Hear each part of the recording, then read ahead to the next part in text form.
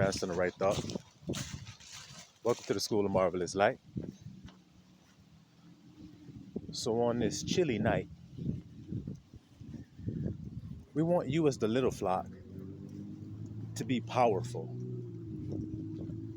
Because Abba told us that he gave us the spirit of power and of might, not of fear. He made that very clear. So I want you to think about the feelings of fear. We as the little flock are very familiar with it, being what we are as the little flock, being vulnerable, being in a perilous situation, as the scripture says, living in perilous times, would cause little lambs to be struck with fear. And this is why the Israelites are often reminded, fear not and be of good cheer. Fear not. He would tell you something that he knows is going to make you feel fearful. And then he tells you to fear not. In other words, I'm telling you something I know is going to make you become afraid because I know your nature, because I'm your maker. See, I know your nature. I know you're going to become afraid if I tell you something. So that's why I tell you so that you don't have to be afraid. You see? And so it is with this message tonight. You don't have to be afraid, little flock, of anything because the kingdom of heaven is within you. So that power that he gave you is within you. And where is it located? It's located in your thoughts and in your feelings.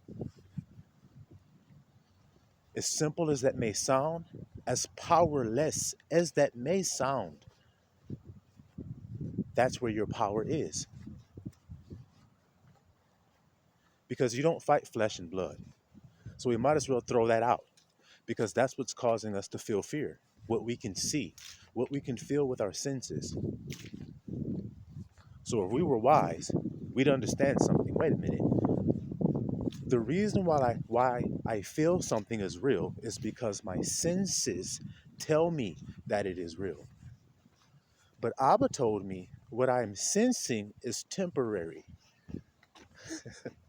But what I can't physically see is actually eternal. Can I see my thoughts and feelings? No. I can see my flesh and blood body. So back to the point, you don't war against flesh and blood, but spiritual powers, spiritual, internal then, invisible. In your thoughts and feelings is where you're warring. So now if you are a true warrior, then take up your armor, put it on like you were told to do, and make war against your enemy. And what do you make war with? The truth. Because that's the sword that you have in your hand. Check the documents and see if I'm lying to you. Now, when Yahushua was in the 40 and he was tempted of the devil, what did he use? When he went offensive, what did he use? He used the word of truth. It is written, he said. It is written. It is written. You see? Using the word of truth to fight, just like you shall do if you have taken up your cross and followed after him, like he told us all to do. Because in your daily walk, pay attention to what the grandson is telling you. And then you just tell me if this has happened to you or not. You're going through your life and you're feeling good. And so you think things are good. And then something comes into your life that causes you to feel fear. You can explain it as terror, apprehension, skepticism, doubt, but it causes you to feel some type of fear. Now, That thing that caused you to feel fear. Did you see it with your eyes? Did you hear it with your ears? So then it's something outside of you entered into your gates, like I told you, you should have been a watchman of, entered into your gates and caused your woman to respond. Yeah, if your woman is just going through the city collecting some water from a well and she looks over at the gate and she sees a marauding enemy coming through, blasting through the gate, she's going to become scared. That's your feelings when you let nasty information come into your gates. You see? So you make war, and you keep your strong man in your house, and you fight with faith, because that's the shield that blocks all of the lies of the devil. Those are the lies. When the event happens that makes you feel the so-called fear, that's the devil. That's the deceiver. It's that event. Y'all hear this today? It's that event that's making you feel the negative feeling. That's the devil. That's the temptation. That's the tempter. See? And so now in that moment, what do? Do you believe it? That's the point. Or do you fight against it with the truth? Blocking it with the shield of faith. Remember what faith is. Faith is the substance of the thing hoped for. No evidence is seen. So see what I'm trying to explain to you, little flock, where your power is? You don't need to see anything to make you feel the feelings of the desire you hope for. You don't need to see it, because that's not faith. It's no more faith if you can see it. Faith is the substance of the thing hoped for, evidence not seen. Substance is the feelings associated with the hope. That's the stuff that comes with the hope you have in your mind. The thought that you have that makes you feel hopeful. See, the feelings is the things that you're carrying with the hope that you have, the substance. Because when you have fear, you're carrying a bunch of baggage of fear, a bunch of substance of fear, and no substance of the hope. You're telling God what you don't want to happen when you feel the fear of what you're looking at, because God hears your feelings. As a man thinketh in his heart, so is he. See, God looks on the heart. So it doesn't matter what you say out your mouth. You can say I am anything with your mouth, but are you saying I am with my feelings? Which means when I say I am safe because something's trying to make me feel unsafe, the deceiver's trying to make me feel unsafe with some type of illusion. It could be any type of illusion. But when he's doing that, what am I doing? It's the only question I should have. Am I believing it? Am I saying, oh yeah, I'm afraid now? I'm scared now because this thing tells me I'm supposed to be. Is that what I'm doing? Or am I am safe? Now, if I just say I am safe and repeat it over and over with vain repetition, will that help me? Or what do y'all should say? He said, don't pray like that with vain repetition. So then, nope, that ain't gonna work. So then what should I do? Feel it. Or as he said, ask believing. That proves that I believe what I'm thinking when I feel the thought that match it. And Abba knows my heart, so he knows when the feeling has matched, and then he gives it to me. So if my feeling match what the devil is giving me, then now I've become one with the devil. Fear. And then my life plays that out, and then I complain as if someone else did something to me. See? Well, if it wasn't for that thing right there I'm looking at, then I would have made it. Well, faith is the substance of the thing hoped for, evidence not seen. So why was you looking at some evidence to tell you something? You ain't living by faith, are you?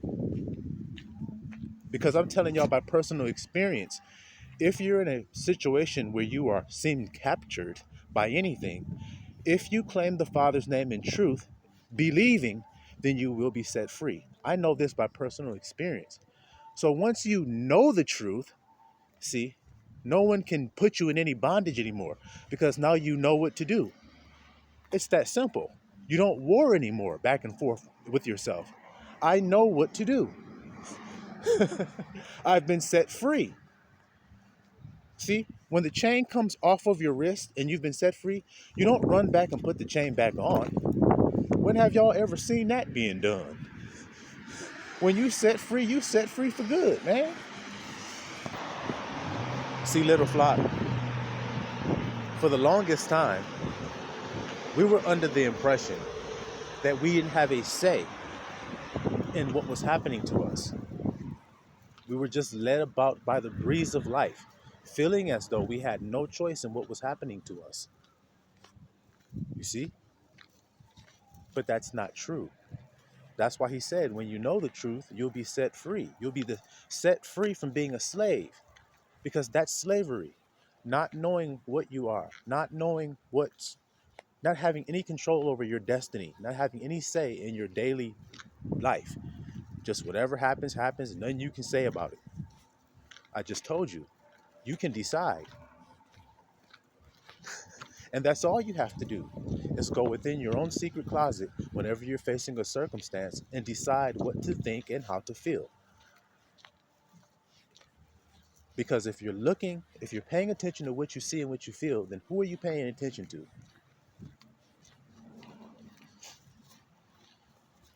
The God that is spirit, that's invisible, that you worship in spirit, that you worship in secret? Is that the God you're worshiping when you're paying attention to outward appearance? Well, that means that you're judging outward appearance. Now, what did the Father say about judging outward appearance? See, that's what I'm saying. This truth ain't debatable. It's something that every man and every woman, if they were willing to listen to it, would have to admit that this is what's going on in their own life every day. They want to deny it because it's easier to deny it. And how do I know that? All you got to do is look at what happened in Genesis. That's all you got to do. He claimed the ending from the beginning. So what are people going to be doing in the end? The same thing they did in the beginning, blaming each other. The woman is blaming the man for life sucking, and the man is blaming the woman for life sucking.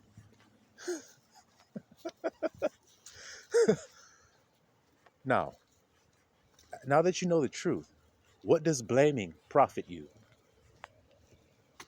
The truth is that your thoughts and feelings decide what happens to you.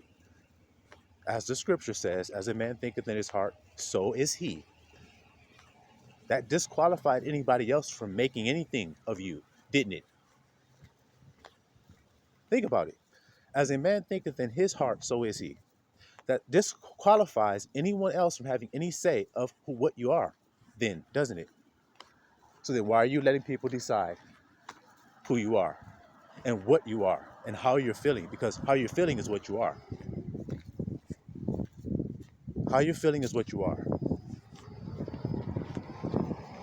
See, as a man thinking in his heart, so is he. Well, keep on saying it. Because it's not what somebody else has done to you is what you are. Not what someone else has provoked out of you is what you are. It's not what it says. So then if my thoughts and my feelings make me, and I say I'm peaceful, calm, and relaxed, well then how can someone else make me not those things? I'm deciding with my own thoughts and feelings to not be those things. And why? Because I'm judging what I'm seeing on the outside. That's it. Now, I already told you I did this by my own personal experience, being locked up in a place where there's no way out, and simply saying I am free with my feelings. Then I came out of that place. Now, let's see what happened in the Bible. Let's just see if this all goes together. Paul and Silas were thrown in prison, and they got out of prison. Now, what were they doing before they got out? They were singing hymns. They were singing praises and praying, the scripture says. Now that you know what praying is, I am free. I am free. Praising and praying. I am free. I don't know what they think they is doing, but I am free. I don't think they know what they doing, because I am free. They can put these chains all that they want, because I am free. I don't know if that's what Paul and Silas was saying, but that's what they were saying with their feelings. That's the spiritual language we speak. That's the pure tongue that cannot be defiled. You can't lie to God with your feelings. You just can't. You can lie with that tongue in your mouth, but you can't lie with your feelings. That's the undefiled speech that we speak. You can try to think you can form your tongue to speak some type of perfect way. You won't be able to. It's your heart that Abba's looking at. The Bible already says when you pray with groanings in spirit that cannot be uttered with that defiled tongue in your mouth. See? You see? So when we groan to Abba, that's when you, like Paul and Silas, when you look like you incarcerated, you look like there's no way out, and then you start praising the Father. So then it's the same thing the grandson told you he tried, and he found out it worked. That's all I'm telling to you. And all I'm asking you to do is try it and see for yourself. And once you see it, then you'll see the truth. And then you'll say, wait a minute. My whole life, I've been thinking that circumstances decide what my life is like. Now, Israel, you're a spiritual people. So then that means that the enemy would definitely try to use the 3D to attack you of all people on the earth. That being the Negroes, by the way. Now let's see. You were made slaves in a land, and then in that same land, there were signs put up saying, no colored, white only, segregation, civil rights movement, lynching and killing and fighting and fussing and no justice, no peace and all this stuff. All 3D against you. All 3D being used against you to affect how you feel. And y'all can't deny that that's the truth. Every time they kill one of you, Negroes that is I'm talking about, every time they kill one of you in the street, it affects your feelings. Every time they do some type of injustice, it affects your feelings. Well, the feeling that you're feeling is the wrong feeling because you're feeling the feeling that they want you to feel, which is, woe is me. We're always getting this. I'm always that happening because I'm this, that makes this happen. And I'm always this. I'm subjected to that. And I'm subjected to all these core lies that were planted into you by the 3D deceiver. Because you're a spiritual people and you forgot that and you're trying to fight in the 3D. That ain't your battlefield. Your battlefield is the spiritual realm where they can't stop you because they can't see you. They can't hear you. So it's wise if you are a warrior to fight in the secret place where they can't see you. I sat in that cell, I closed my eyes, and I chose what to feel on them hoes. They couldn't stop shit. And that's what he wants you to feel. See, that's the spirit of power and might you hear right now. Somebody that's fearless. Why? Because what can they do to me? If all I got to do is decide, then what can you do? That's what sets you free. That right there. That sets you free from fear. That sets you free from doubt. You ain't got to doubt no more when you've seen it happen right before your eyes. You say, wait a minute. I need this.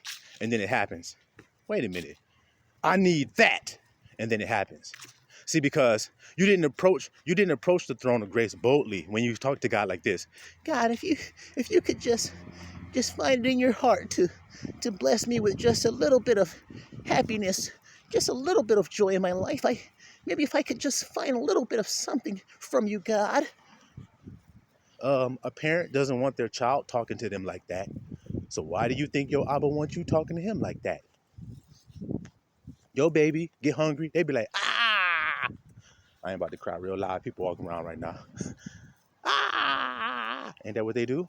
As the baby cries out for the sincere milk, man, that he may grow thereby. That's how you need to be for the word of God, he said. Crying out for it. Give me more truth, Abba. Give me more truth, and he will. Because he says, all you got to do is ask, you shall receive. All you got to do is knock, the door will be open. All you got to do is seek, and you shall find. There's no tricks in it. He's not saying, ask and you won't receive. Maybe you might get a little bit. Seek and maybe you might find some. I don't know. That ain't what he said. He said you will. So ain't no need not seeking. Might as well seek what you want. I'm free. I found it. See? See? They can't stop you. Now, you were living your life sad as hell because you thought, oh, this bank held me back. Oh, these people, loan people, creditors, they held me back. Oh, my boss is hating on me. He held me back. Oh, my wife is hating on me and not supporting me. That's what held me back. Oh, my husband, he didn't believe in me. That's what held me back. Oh, somebody else instead of you. And when will y'all stop being childish about your own life and accept that about yourself and say, hold on a minute. Let me try what this man is saying before I start blaming anybody else for my poor circumstance. Let me just try it and see. Abba already said in his word, try me. Give me 10% of your time. Okay, I am free. Instead of giving all my time to looking at this cement ceiling above my head in this cell door and all these other inmates and believing I'm in here, let me give you my time and tithe to you. And let's see if you don't open it up for me. And what did Abba do? He opened it up, just like he did the Red Sea. So he liked doing it when it looked impossible, so that you'll believe him. And you can't attribute it to nothing else. You say, wait a minute, this is what he told me to do. And I'm doing it, and I'm seeing this working. So that he must be real, and it must be true. And now I'm free. There's no way God could ever tell us as the little flock, stand still and see the salvation of Abba. He could never tell you to stand still if it was something you had to do. And why would he lie to you? There's a horde, a big-ass army coming toward you, and Abba says, stand still. And you think that's nonsense and crazy. Yeah, to the fleshly mind, but the fleshly mind is death. That's why you die, because you think in fleshly thoughts. But the spiritual mind, these niggas can't touch me because I am protected. I am protected. It doesn't matter what you think you're going to try to do. I've seen his hand on my life. So go ahead and think you can try to deceive me. That make me feisty. It turned me up when you think you're going to try me, because that lets me know time to praise. It's time to sing. It's time to give my Father glory, because he's about to do another miracle in my life. That's why he said rejoice when you're hated. That's why he said rejoice when it looks like bad things are happening to you. Can you do it, Israel? Can you rejoice even though it looks like it's crazy? It looks like you can't overcome it. It looks like it's over with. Just like it has for the children of Israel so many times in their history. And if that be your people, then take up that mantle and take up that ancient path, that old way where you will find rest, Jeremiah says. These are all of the words of Abba. These aren't my words. They're too beautiful to be my own. They must be Abba's words, because they are what set a man free from all of his captivities, which are his own fears, his own core disbeliefs within himself about himself. I can't, I might, I want to, I wish I could have. That ain't Abba's name. His name is I am. And when you I am in something, that means you doing it. That means you being it. That means you is it. So I am free. All right. We see this Israelite. He thinks he's going to be free. Okay, let's put some chains on him. Yeah, that's what y'all always do to the Israelites, to try to convince them of that lie. You always want to put a yoke of iron around their neck. You always want to put a chain. I only get the chain when I'm limiting myself. See how your fear goes away of anything outside of yourself? The chain only gets put on my neck when I'm telling the chain to be put on my neck. And how am I telling the chain? By feeling like I'm restricted. By feeling like I don't know what to do. By feeling like I'm helpless. By feeling like I'm hopeless. By feeling like I'm dirty. By feeling like I'm sinful. By feeling like I am something that's blasphemy and something that God hates and something that is vain. And there is no profit in it. That's what vain means.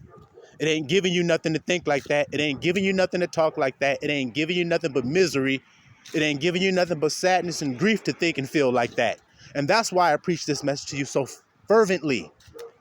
It's to break that chain that's on your mind and make you feel like you're limited by something, because you're not Israel. He gave us the greatest gift he could ever give us, which is himself. And that's what the scriptures attest to, that he laid his own life down for our sakes. I am.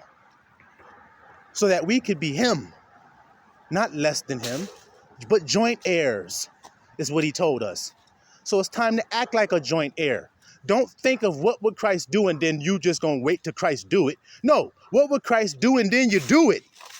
And where do you do it at? In that secret place, because that's where Christ do it at, because that's where Christ's at. Right hand of the Father. He said the Father's in the secret place. If he's at the right hand, that means he in the secret place. So then go in the secret place and sup with him.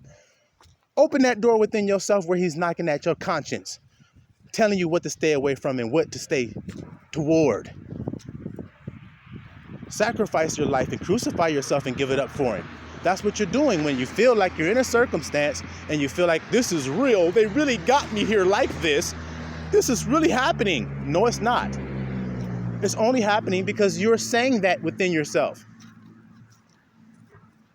Well, it's because it looks like it within who you serve. The God of outward appearance.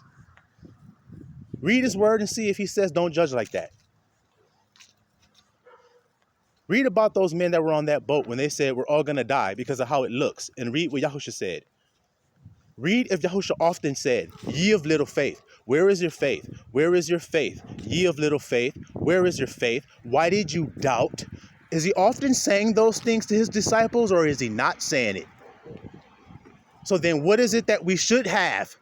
A whole lot of faith. Because if the Son of Man, when he come, shall he find faith on this earth? Shall he? Shall he find somebody sitting in the cell saying, I am free? Because that's faith. That proves he believed in God. Why else would he be saying, I am free with his feelings, if he were indeed locked up in chains? Because he knows not to judge outward appearance. He knows not to judge how it sound. He knows how to judge not how it look, but judge righteous judgment. That's what the master said. That's what Abba said. So what you think I'm going to do?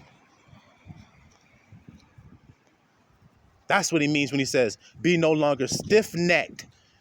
Stiff-necked is that kid that's in the pool, that's looking the other way, scared as hell because a little wave is coming up, and you got your hands wrapped right around his waist. And you're saying, look at me. His neck is stiff as hell looking the other way, isn't it? Big ass vein coming all down this shit, muscle popping all to the side. You're like, damn.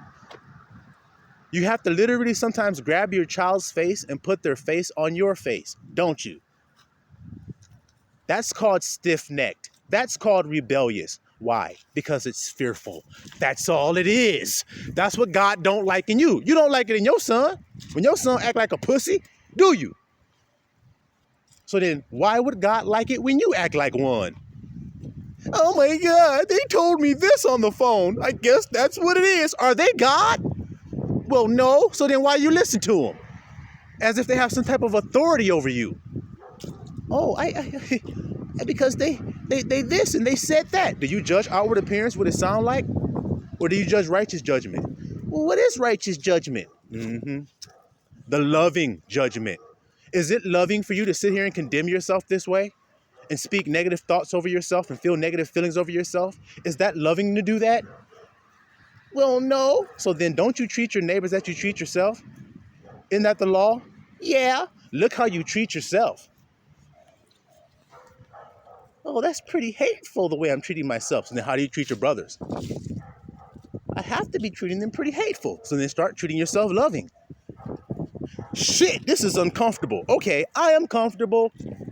Whoo, I am comfortable. That's loving yourself. Now, when your brother is in some uncomfortable situation, then you go to say, hey, I am comfortable, brother. Shoo. Same thing you say for you, you say for him. My brother comfortable. And how do you say it? You see it in your heart. That's how you say it. You speak with groanings. What are the groanings? Watch how spiritually we about to go with this. What are the groanings? The groanings are when you see a person in an uncomfortable situation or a sad situation or anything, and you feel the feelings that you would feel if they were the opposite of what they're feeling. So in other words, you see them in your mind restored. You see them in your mind healed of that circumstance. You see them in your mind redeemed out of that circumstance and joyful, and you're blessing God together. That's what you see in your heart, and that's what you feel. That's spiritual groaning, the feeling that you feel when you see that beautiful thought for your brother. And all it took was a couple of minutes of sacrifice on your part to go into the secret place and ask Abba on his behalf. That's how you ask. Your words don't mean nothing because that's not what he hears. He hears spirit groanings. That's why the Spirit helps our infirmity of our flesh when we pray. Ain't that what the scriptures say? The Spirit interprets what we're saying. This is what he means, Father. And that's what Father hears. Once you know that judgment about God, then you stop trying to put on a front, trying to say fanciful words and trying to make it sound all perfect and eloquent and look all perfect and eloquent. Once you know how God is judging it, God judging on what a person means. The intentions of their heart. That's what the word slice open to see. Ain't that what it says? Cut through the bone and marrow to see the intents of the heart. That's what I want to know about. That's it. And if your intention, when you feel that feeling and the Spirit responds to, hey, somebody's saying something, I feel the groaning, and they see you doing that, Abba says, hold on, he's secretly doing that. No one knows that he's feeling and seeing that for that brother. Only I know he's doing it. Well, let me reward him openly and give him what he asked for.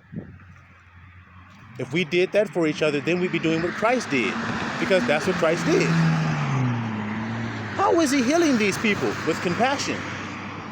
That's how. With a pure heart. That's how. You see that? And so should we, if we are like Christ. Like I said, y'all can go out there and hang out with the hypocrites cucarachas if you want to. But that's just going to make you filthy if you ask me. I don't like hanging out with no cucarachas. Okay? And especially no hypocritas cucarachas. Y'all like how I'm saying that? Cucarachas. Okay? So decide today what you're going to do. Are you going to stay out there letting them decide for you? Letting the deceiver just pull this illusion on you every day? Watch him jump, guys. Watch him jump. Watch him. I'm about to do this. Watch him react. That's why you went through what you went through, to train you on not reacting. That's why. So when you don't react, now you can decide what you want. And then that's what you feel. And then that's what happened. And can't nobody stop it. Silawan Misfala.